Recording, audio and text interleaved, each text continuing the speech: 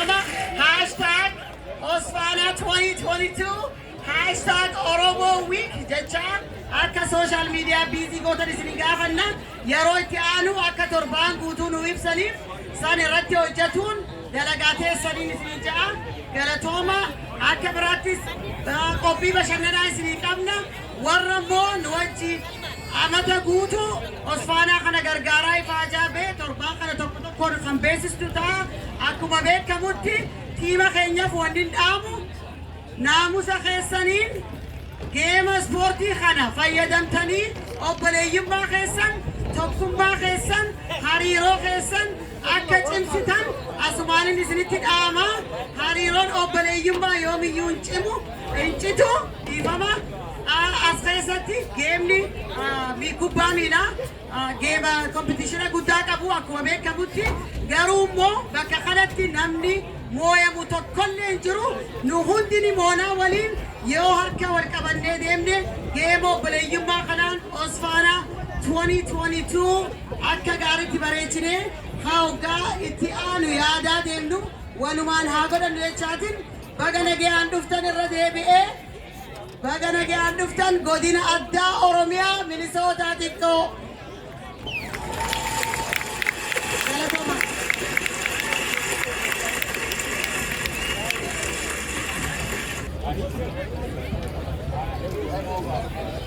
Aadde Maqfiraa Galatoomi jechaanii itti aansuudhaan magaalaan itti argamnu magaalaa xiqqittii Oromoo Minisootaa akka torban waggaa 25ffaa kana bareechinu abdii guddaan qaba akka itti bashannantaniis asumaan abdii guddaan qaba itti aansuudhaan hooggantuu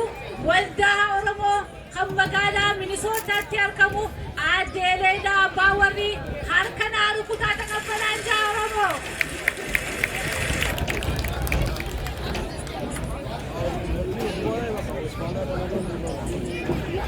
Naamu guyyuma tokkotti dadhabdanii fakkaata sagalee keessan hin jiru itti gammadaa jirtu. Hayya baga jiraattan maqaa waldaa hawaasa boordii waldaa hawaasa Oromootiin baga nagaan dhuftanii magaalaa xiqqittii Oromiyaa Minisootaatti baga nagaan dhuftanii daawwattoonni illee tiimni illee baga nagaan dhuftanii isiniin jechuu barbaanna. Akkasumas torbaan kuni torbaan tokkummaa torbaan jaalala akka nuu ta'u hawwina akka yaadachiisaatti illee hadda torbaan kana akka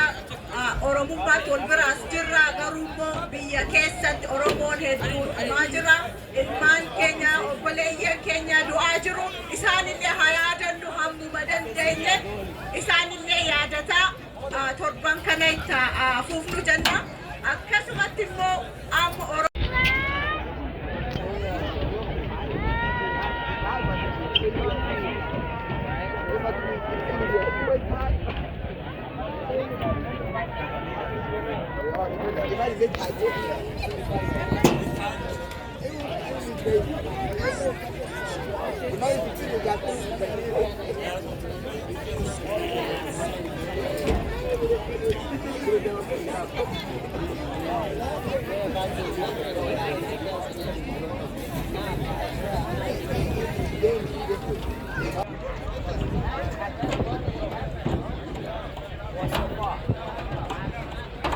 let's have a gap between every team, please. Like a little gap. So that we know what team is looking to get.